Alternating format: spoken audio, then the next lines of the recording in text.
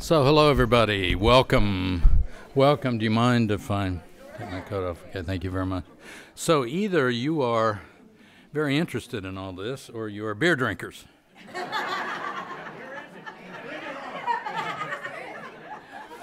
Now, I'm sorry, it was an election year, I just lied about the beer. Thank you all for being here. So this breakout session, as we said in the plenary, is focused, and the program says, is focused on issues at the interface of science, religion, and politics. And we're saying politics very broadly defined. So we'd like to talk about to what extent these things might be relevant in the 2012 elections, not just the presidential election, but as was pointed out earlier, we got to care about all of these elections for high office at the state, at all levels of government. Now, I'm Neal Lane. I'm a senior fellow here at the Baker Institute and a member of the Department of Physics and Astronomy, a physicist. Also introduce my colleague, Dr. Kirsten Matthews. Raise hand up high. Kirsten runs the Science Technology Policy Program here at the Baker Institute. Her PhD is in molecular biology.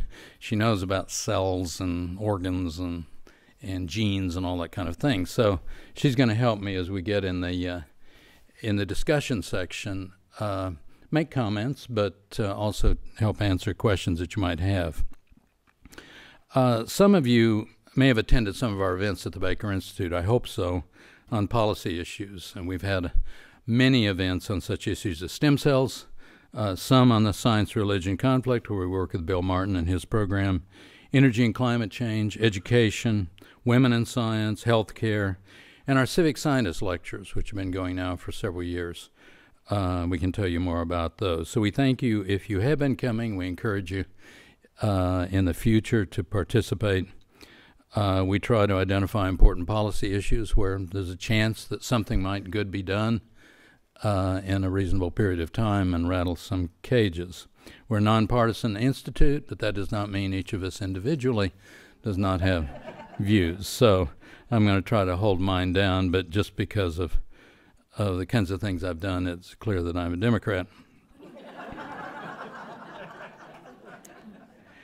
Our organizers suggest we start off with some comments, and so I will make some comments just to get some things on the table. First, about the conflict between science and religion in general, quite outside of politics, but it influences politics. Many scientists, I think you know, are religious at some level. Elaine Eklund, who did the session just before me, talked about this in her book, Science versus Religion, What Scientists Really Think. And she puts that fraction at over 30%, and I think that's fairly consistent with the Pew Forum surveys as well. Most of these scientists, I think, would say they don't really see any conflict between science and their religious beliefs. There are a few prominent scientists, Richard Dawkins being one, who openly attacks religion, makes clear his view is that it is not a positive force, that it's not good for society. Now, a very small fraction of scientists, and I think a poll that Pew Forum and the American Association for the Advancement of Science did together, where they reached out to scientists to find out what they thought about religion or what their religion was, suggest about 5% identify themselves as evangelical Christians. Michael, in the earlier session, mentioned Obama's director of NIH, Francis Collins, somebody I know well, who led the Human Genome Project when I was in Washington. I had a chance to work with Francis over many years. He's a terrific human being, great scientist, and talks about his religion in the book that Michael Lindsay mentioned, The Language of God. A Scientist Presents Evidence for Belief. He is a evangelical, but he's not a fundamentalist Christian. He's not a young earth person. He doesn't believe in creationism, the biblical account of creation. He does not think intelligent design is appropriate to teach as well. And if any of you saw the Traveling Darwin exhibit, which did not play in Houston, I don't believe, but did in New York and several other cities, there's a video in there that Francis made explaining why he views Darwinian natural selection as perfectly consistent with his evangelical religious beliefs. Now, of course, the American people are much more religious than scientists. Over 80% of the public says they believe in God versus the 30% or so of scientists that say they believe in God. And scientists, by and large, have a kind of different interpretation of what they mean by the statement, I believe in God, than I think the average citizen does. But the American people at the same time also tend to support science, and they respect scientists more than they do many professionals. At the bottom, you might not be surprised, no offense to anybody, but the lawyers and the politicians, and the journalists don't rank very high either. So I'm not saying this is right. I'm making a point that in spite of these issues that may upset people that appear to be scientific, by and large, the American public supports scientists, and they trust them on scientific matters. A recent book by a science advocate, person I have gotten to know and greatly admire, is an author and a screenwriter. Sean Otto is his name. And the book's called, brand new book, it's called Fool Me Twice, Fighting the Assault on Science in America. Well, the title tells you already what he thinks is going on, and that it's a serious matter. And he points out that historically in this country, attacks on science have come from the left and from the right. If you go back into the 60s and somewhat earlier, the attacks on science were largely about environmental destruction. Remember Rachel Carson's Silent Spring, and all of that movement. And then in the academic world, the universities, most of the public were not noticing this. We had postmodernism and relativism, and the so-called science wars that took place in the universities. That was all coming from the left. But in recent decades, most of the attacks on science, I think, have come from the right. And that's the situation we're in right now. So a couple of questions to think about. Should science and conflicts between science and religion, in particular, surface in the 2012 elections? Are they the kind of things that candidates really ought to talk about or not? And then we could talk about whether we think that's really going to happen, whatever we think about the should question. Well, let me start with the should question. Obviously, I think it should. I think Thomas Jefferson actually answered it. I didn't know Thomas Jefferson, but you can read about him. I'm a senior fellow, which kind of means old. If you really, Bill Martin's also a senior fellow. Okay. Jefferson said, whenever the people are well informed, they can be trusted with their own government. End of quote. And of course, he said lots of other things, wise things along those lines. And of course, our Declaration of Independence was not based on religion; it was based on scientific arguments. And most of the founding fathers were keen that America be a leading nation in science. And of course, Benjamin Franklin was a scientist, did important scientific research. I think today, given how few Americans vote, and how little they know about the issues, including science, I think Jefferson would rightly be alarmed. The American people are positive about science, as I've said earlier. They're willing to spend money on it, but they don't know much about science. And it doesn't sound like I'm being really critical of the American people. I mean, it's largely our fault, or there are reasons why American people don't know a lot about science. So half the people don't know how long it takes the Earth to go around the sun. Good news is quite a few do know it does that. I mean, 70% or so. It's pretty good. So 30% not quite sure about the Earth-Sun thing, and half the people don't know how long it takes. 40% of the Americans can't name a fossil fuel. 60% don't know what a renewable energy source is. Well, how are we going to have some kind of national debate on energy, let alone climate change, where American people by and large know less? How are we going to have a debate about that? And how are politicians going to make their points and voters take that into consideration with that lack of knowledge? Okay, well, that's a much larger set of issues than science, but science is a part of it.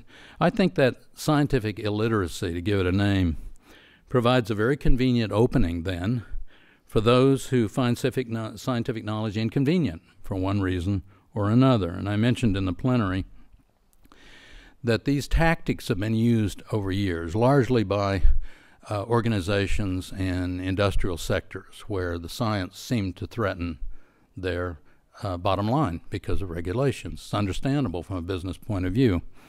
But the idea is, since the American public, and this goes way back, since the American public is pretty positive about science and tends to trust what scientists say, then what you got to do is find somebody who's a so-called scientist and trot them out to question what the science is. And then the media says, well, on the one hand, on the other hand, and suddenly people get the impression, and the polls show that, I don't have time to give you the numbers, that that most people think scientists are uncertain about natural selection and evolution being the foundation of modern biology, and that most scientists are uncertain about climate change, whether global warming is actually happening, and even if it is, what's the cause, and even if you agree that you know the answer to both those questions, is that really going to change the climate, or the climate's always changed? Or so now, to be fair to everybody, climate change is an extraordinarily complicated scientific issue, and lots of uncertainties exist. So, and again, the media muddles it. So the tactics then that have been used, and they were used with, I mentioned earlier, with tobacco, teaching evolution, stopping acid rain, healing the ozone hole, and now regulating carbon dioxide and the emission of other greenhouse gases. Tactics have been fairly effective. These tactics were talked about in, I think, a very good book by David Michaels called Doubt is Their Product. And more recently, Naomi Oreskes and Eric Conway wrote a book called Merchants of Doubt. Both those books sort of focus on this scheme that's been adopted quite a long time ago and been effective at least for some period of time. Now, most polls show that you can certainly understand the doubt in people's minds about some of these issues right now because these same tactics have been used for a long time. So, majority of American people accept the scientific findings on evolution. Well, polls get different numbers, but that number is something like just under 60% for the American people. But if you ask about Darwinian evolution, now you're down between 25 and 30%. So, there's this intelligent design issue coming in. The issue of climate change, and in a minute I'll try to make the point as to why we might talk a little bit about climate change at this meeting. So, the number of people who believe in climate change, 69% or so, believe the climate's changing. That's largely influenced by tornadoes and hurricanes and floods and droughts and over which scientists are unable to make precise predictions. Nonetheless, it influences people thinking. If you ask about whether it's human caused, now you're down to about a half. So 50% of the people believe that. And there are very big partisan differences in all of these numbers. So on evolution, Democrats would say 64%, Republicans 45%. On global warming, Democrats say 81%, and 61%, and the Republicans 49%. So, I mean, it's a swing, Democrats to Republicans on both of these issues because they've gotten tied together. The point was made in the plenary session that sometimes people become partisan because of an issue, but once they're there, they're there. And then they listen to the same talk radio, or they read the same columnists, or they talk to colleagues who are of the same political persuasion, and pretty soon lots of other issues they become very much like their partisan friends and neighbors. Now, in the spirit of full disclosure, I have to tell you that I was one of the original signers of a statement critical of the George W. Bush administration. After a large number of instances, uncomfortably large number of instances where people in high levels in the Bush administration, not the president himself, we never suggested that, have no reason to believe it was true, but people appointed to high office by the president and in their organizations who came to town to work with the administration found it quite easy to just put politics ahead of science. And so they're putting out false information, stacking advisory committees, scientific advisory committees with people who had known ideological views in this area. But the one that really got my attention was that there was a time on the website of the Cancer Institute, National Cancer Institute, where there was a statement that there was a correlation between abortion and breast cancer. It was a very scary kind of situation. Well, you go back through the literature, yeah, there was a paper, then lots of work done, and it was very clear that there was no connection. And the paper, I'm not suggesting it was fraudulent, but it was wrong. And that's true of much science. But that did not prevent somebody in that part of government from doing that. Another one was to go to the CDC, of all places, the Center for Disease Control, on their website, and kind of take off, sort of jerry-rig the evaluation criteria to make it appear that abstinence-only programs worked quite well, better perhaps in some cases than other forms of birth control. So there were lots of other examples. So several of us just got together in Washington around the table one day and said, we just got to speak out on this. And I generally do not sign those kind of things, but finally I did sign this one. I ended up then being invited to debate George W. Bush's science advisor on a number of talk shows. He and I are colleagues. I greatly admired Jack Marburger.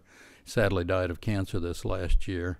He certainly was a great public servant. He had to defend the administration, and I think he was comfortable doing that with me because he knew I'd been where he was and understood the pressures, and we could at least have a debate about the issues. I think the point I want to stress here is that science has been politicized for a long time from both the left and the right, but much of the push and pull has actually been out of the public eye, or it's been bungled by the media. Handled well by some, but on the whole, not a very good coverage of what's going on. So I think it's time to open the windows. I think the American people really need to see what's happening. They need to understand better what these issues are, because science and technology is increasingly impacting every aspect of people's lives. And so we owe it to the American people to help them understand what these issues are. They need to know what's at stake. And one way to do that is to try to get science issues higher visibility in campaigns. Get the candidates to actually talk about some of these kind of scientific issues. I heard President Obama's State of the Union last night. I don't think he talked much about these issues. He talked about scientific research, very important to keep the funding going. And of course, around my table, everybody was cheering, let's keep the money rolling. But even President Obama, who has very progressive views on all these issues, is aware of the real politics of these issues. Now, a number of scientists agree with what I said, not original idea with me, and leading up to the 2008 elections, an organization called Science Debate 2008 was founded by Sean Otto, who I mentioned earlier in connection with the book he just wrote. He was trying to get the candidates to debate the subject. Well, they didn't. They weren't willing to do that. I'm not surprised why they would feel that was not a value for them. But they did finally, in the general election, both McCain and Obama submitted written answers to questions, and that was appreciated. My guess is that the same thing will happen in 2012. Maybe one thing we can do is get those answers to the questions out to larger numbers of people, and many organizations can do that. There are a number of issues that could come up, but I'm not sure will, and that's why I'm really anxious to hear from you, and so I'll stop in just 2 minutes here. Teaching evolution in the schools, of course, funding research on embryonic stem cells, policies on the morning after pill, sex education in the schools, the HPV, human papillomavirus vaccination of girls, protect against cervical cancer, even climate change, where we're starting to see some parallels. And the only thing I'll say with evolution, the thing I'll say about that is we're starting to see efforts to keep global warming out of the school curriculum, just like same thing as with the teaching of evolution. And it's obviously politically driven, and I haven't seen polls on the subject, so I don't know what the numbers are, but the direction is clear. So we can talk about these issues, any of these issues. I'm interested in your views and whether you think they'll come up and how you think they might come up. The candidates, Republican candidates, have made some statements along the way, but they've wavered a bit.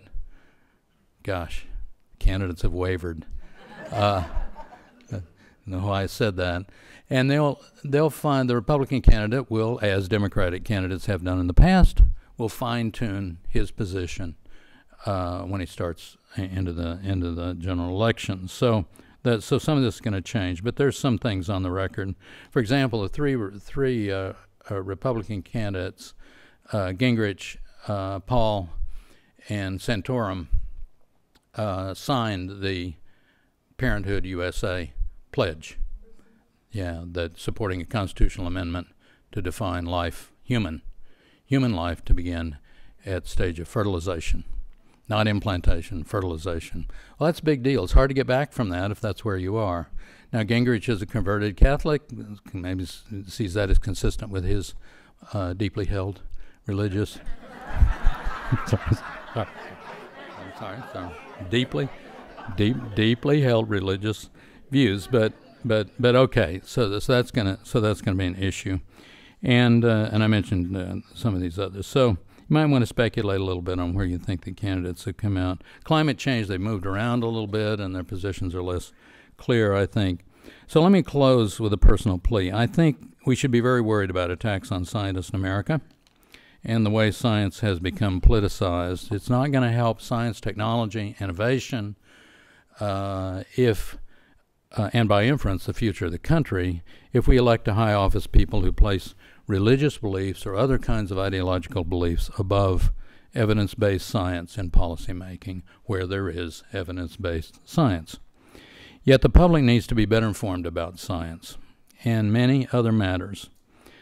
Scientists need, but not only does the public need to understand science and scientists, but scientists need to understand the public, because by and large in the past we haven't paid any attention to the public except to spend their tax dollars happily, fully confident that we were doing good things and that would benefit society. I think that's by and large been true, but it's also been noticed. And some people have even over the years used the word, should I say, arrogant in thinking about and talking about scientists. So scientists are going to need to pay a lot more attention to what's going on. I've heard this from the Hill 30 years ago, but it became increasingly clear. And then when I was in Washington, I saw it directly full-time, have scars and bruises to show that the science community has been out of touch with the political process. So scientists need to engage the public. It has to be a dialogue. It can't be a lecture like, unfortunately, you're hearing from me right now, but it needs to be a dialogue. People need to know that scientists want to know what they think and want to know what's on their minds. And if they don't like something, talk about it, especially these contentious issues. Over time, it might make a difference. Religion is a powerful force in society. Religion is important in the lives of many people, and I don't see that changing anytime soon.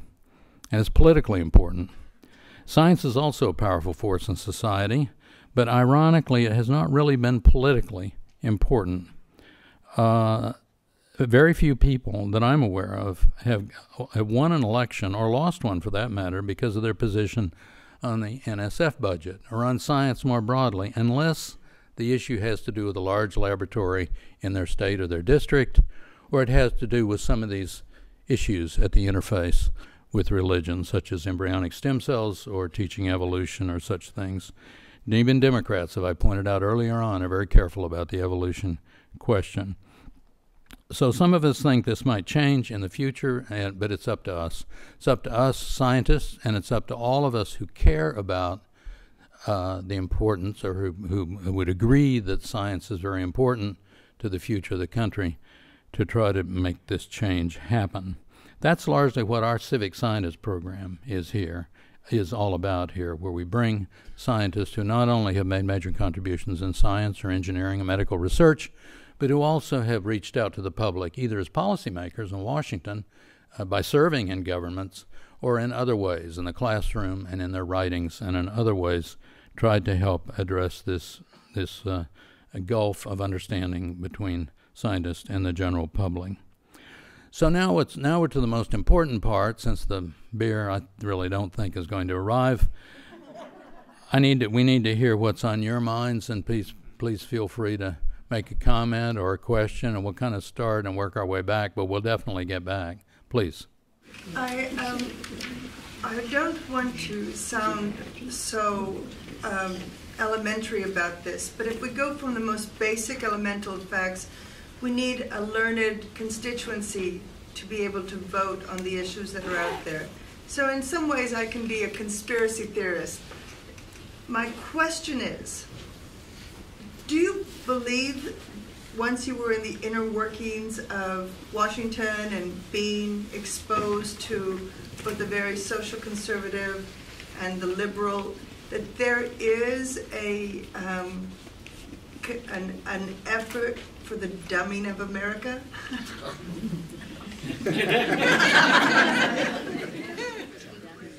So the question is there an effort for the dumbing of America? I don't think there's... Kirsten, why don't you come join me in case I...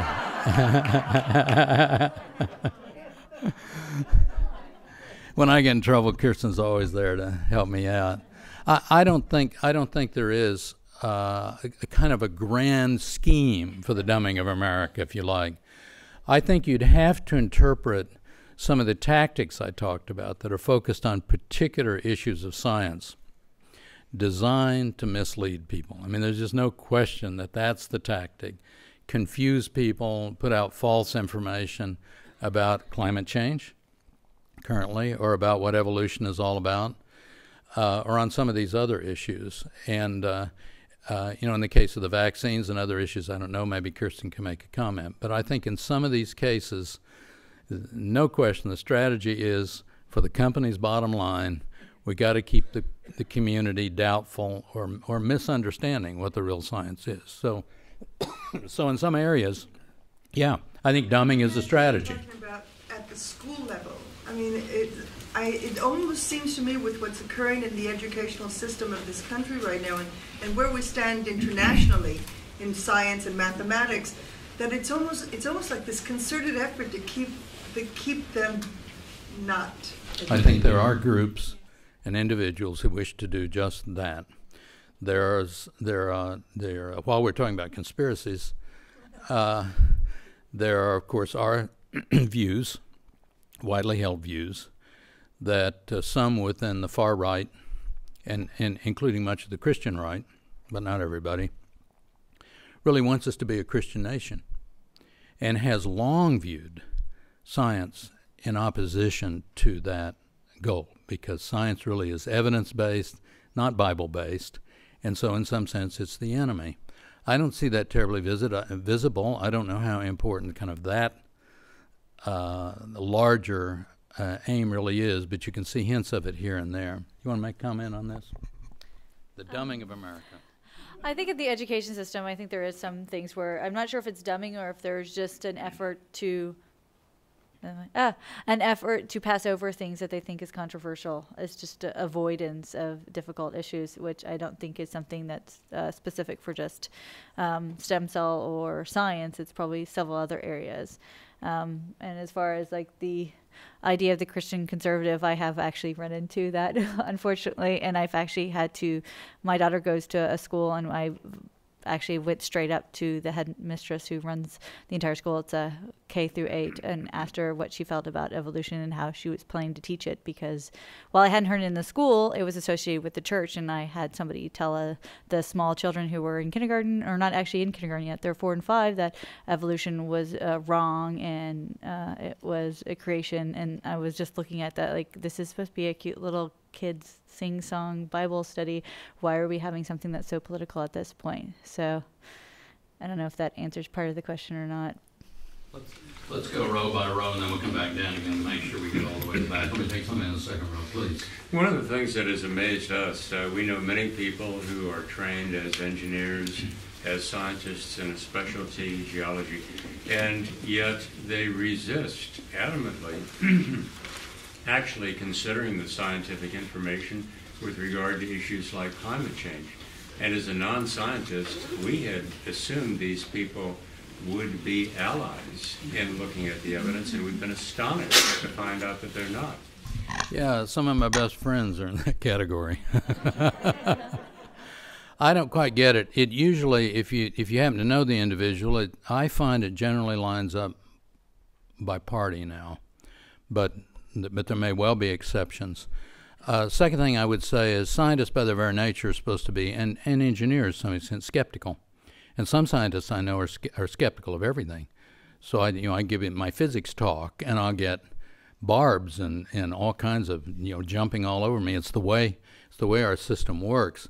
So, you could say to a physicist who's against this, who's anti-climate change, I've had that conversation, why do you think those scientists who study global warming, climate change, atmospheric science, why do you think they're somehow not any good? I mean, that their science is bad and your science is terrific. I mean, the approach we all use to science is pretty much the same regardless of the field. And then I find they find that hard to deal with because they've got friends who do that kind of science. I think they would say, oh, they've left out the sunspots. Okay, 1,000 climate scientists forgot about the sun. Okay, so so I find I have trouble understanding where they are, but some of my colleagues who have taken strong public positions on this are also politically aligned. So that's as much as I can observe about that. Any comment on that? Yeah. I want to say, from someone who learned on the job, I came as a biologist, and when I say biology, I was working with DNA, so really, really small things. And when I came to the Baker Institute, there was an assumption, you can do all science. I'm like, okay, sure. And then we went to climate change, and they expected me to completely understand, and it took a while to understand the field. So crossing fields tends to be a lot more complicated, because I was looking at things where you're looking at like 10 to the 20, and then when you think of climate, you're thinking the entire world altogether. It just, the magnitudes are completely different, and then understanding the science. So I think as a scientist, it's the skepticism that comes in with it, but also talking, a lot of the ones that are quoted being skeptics are talking a little out of field because they're taking it from their perspective. So I'm looking at this IPCC report with a plus minus scale that's huge. I'm like, well, in biology, this is just obscene. But in this one, when you have to take all these models, it actually makes sense. So it's having to spend the time to understand the data, which most people, even lay people, have a hard time doing as well. So that, I think that kind of explains why you see the scientist not necessarily jumping on board, a little bit of the skepticism, and just also being a completely different way their area works. Let's go to row 3, and we'll go to the right, not the political right, and then we'll come back. We'll come back down. Anybody on row 3? You were all the beer drink. Oh, I'm sorry. Yeah. I wanted to comment on the dumbing of America. I think our education system has not served us well over the last 40 years or so at least, and perhaps a little earlier than that. Part of it might be as a result of somebody consciously trying to implement programs to make us stupider, but I think it's a more kind of insidious process that's involved a lot of different kinds of social forces and kinds of pressures and things that we've loaded onto our educational system. Things like grade creep in the universities and so forth. I mean, it's all part of it, but I also think that the answer to the big problem of science and religion and politics really does have to have something to do with education and with some real improvements that hopefully could take place.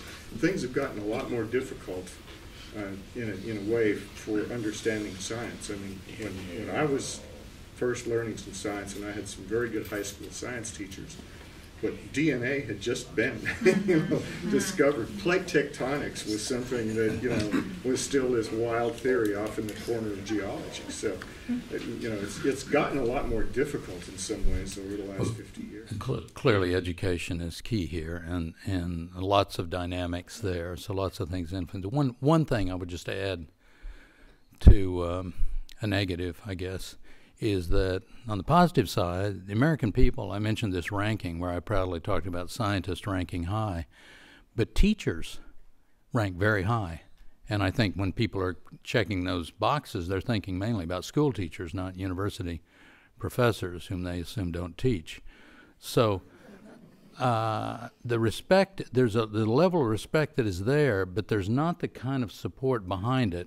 So in universities, by and large, the colleges of education have not been viewed so positively, and faculty in a chemistry department, a physics department, a biology department often don't have any idea what goes on over there, don't have any interaction with the College of Education. And been a lot of effort to lift the standards and lift the quality of education of teachers.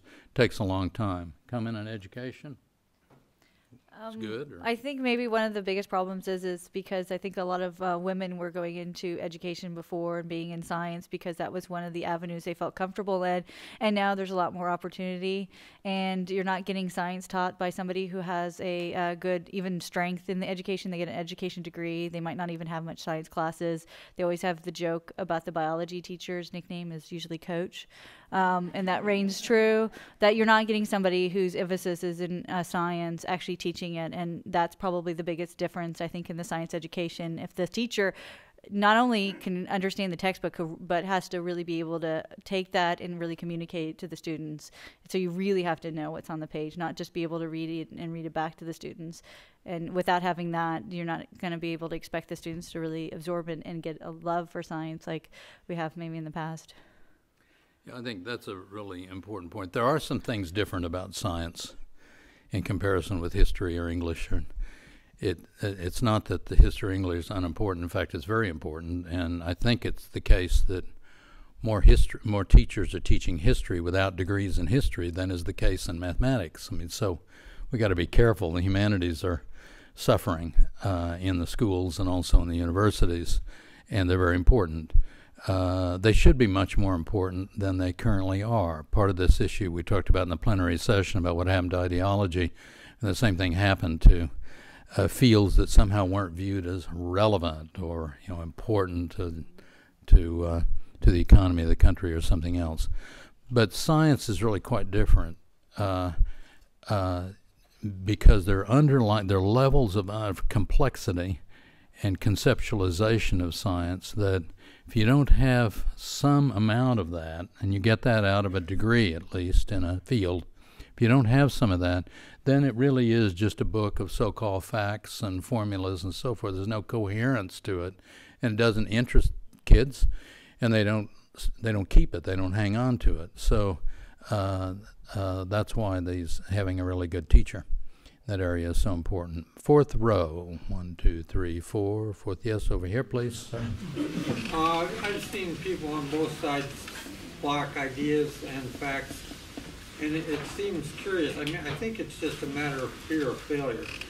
But if a Christian can trust there's a God in control and they're not going to fail, and the scientists realize they need ideas and new questions to find what to research, and both would keep an open mind, it should work better. Not that it would ever be perfect. But. Right. Yeah, you have a comment on that?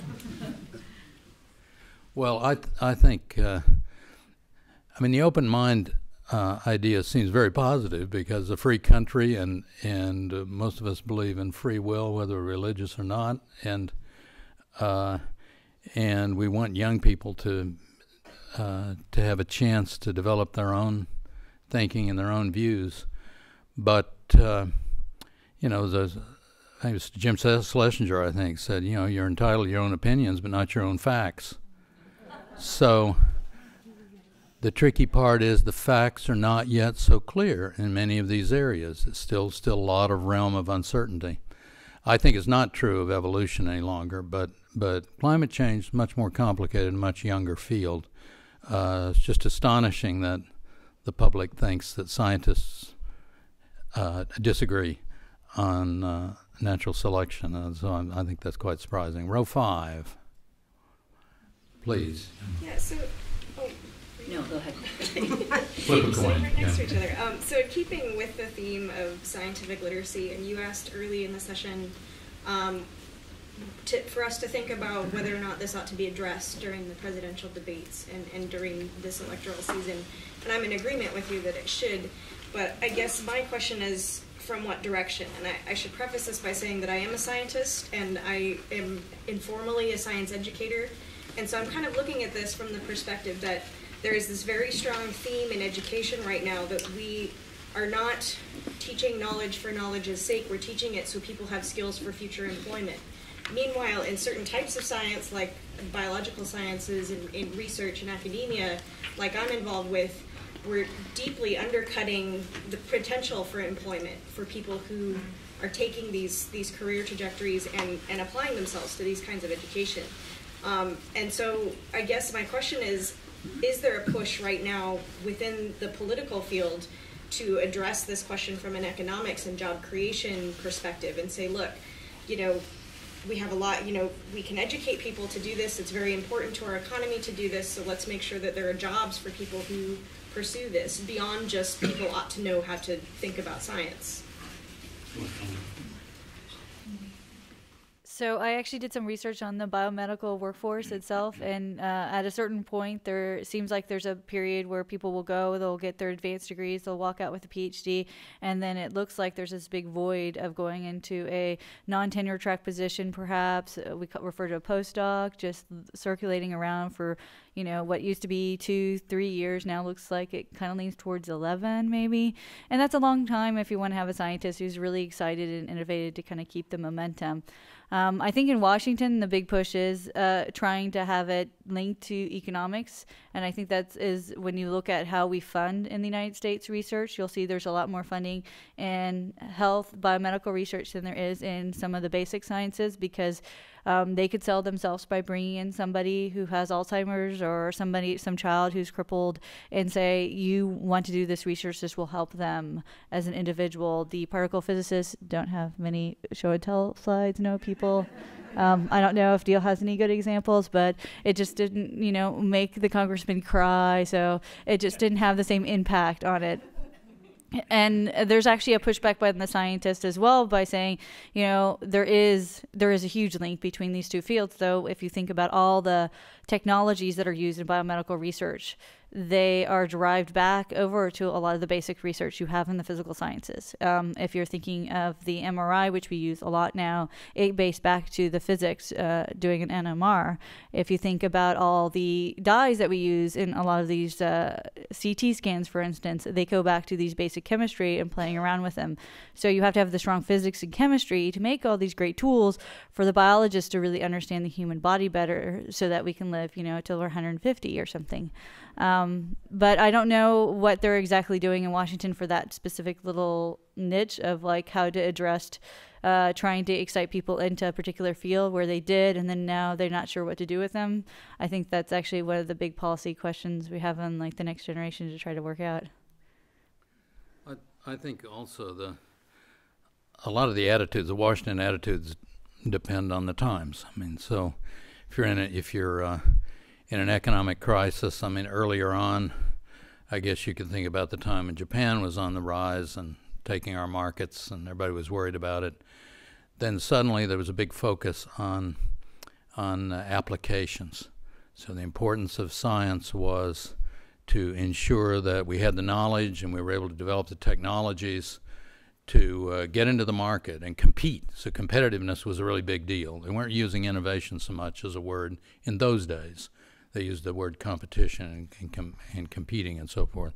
So a lot of orientation, a lot of rhetoric, not a lot of moving money around. What congressmen and women say, although actually the women do a little better at this. Okay, anyway, what members of Congress say and what they do are really quite different.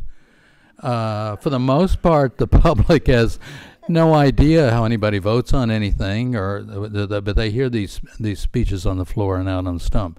So right now, especially with the recession, the loss of jobs, the high unemployment rate, a lot of focus, a lot of rhetoric on jobs. And so if you talk to members of Congress about why do we support science, well, because it gives us knowledge and technologies that are important to making our industry, again, competitiveness and improving our trade ratios and so forth and creating quality jobs and so forth. None of those things are wrong, but you're not hearing ever. Science is very important because it provides basic knowledge, and knowledge is a commodity that is so important to the advancement of our nation. We did blah, blah, blah. I can make up a speech like that. I've given a speech like that. I think it's absolutely true. It's a mark of a great civilization moving forward if you value knowledge. But that's not the rhetoric during these kind of times. When things are better, when the money is moving, when we're ready to talk about spending money, I was in Clinton. I was lucky enough to be in Clinton's last couple of years of his second term. Thank God I was not there in the first term. I would not. White House in the first term was a whole different animal. I was at NSF in those days. But second term, the economy was turning around. Deficits were turning into surpluses. Companies were doing pretty well. Unemployment rate was low. We were starting to spend some money. And then you heard a lot more talk about the importance of basic research and knowledge and long-term investments, future of the country. Right now it's all about trying to get this unemployment rate down and job creation in the next quarter and what's going to happen to the market, and all very serious issues. I'm sounding like I'm making light of them. All very important. It's natural that they would cycle. The good news about Congress, what is the good news? Yeah, I can't remember. I had it. I'm sorry. It just slipped me. I had 3 points to make again. Yeah, okay, so good news about Congress, and you learn that, maybe you already know that because you know members, and I certainly spent time with many Republicans and Democrats. Republicans, by and large, are very much as supportive of science, and some administrations even more supportive of science than Democrats, including basic research. There are a number of people in the House and the Senate, Republicans and Democrats, and in the administration, who actually care about these issues we're talking about. They actually want good things to happen. And the current kind of chaos makes it almost impossible to see any of that in the Congress. But it's there. And the good news is it is there. And out of the public eye, people are actually trying to work together, make good things happen. If it gets in the press, out of luck, all bets are off because of the deep political polarization we're in right now. Level 6, not level, we're not levels, but yes, sir. All right, regarding following up on scientific illiteracy, I heard something a few months ago about printing and wording of textbooks and the way that certain things like climate change and evolution are taught in public schools. And I wonder, when does this begin to broach or cross the establishment clause? That's a big issue. And how, if it does, how do you expose it? And how do you get a coalition behind you to set things right? Well, I think most of these issues are about big money in this country. I mean, I talk to Republicans and Democrats, members of Congress, former members of Congress. They've got only one issue wrong with the country. Or let's say they have a list, but at the top of it is big money, and of course the recent Supreme Court decision. Now there are social issues, but big money is quite willing and able to manipulate people, if it can, using social issues, if they're there, and if it knows how to do that.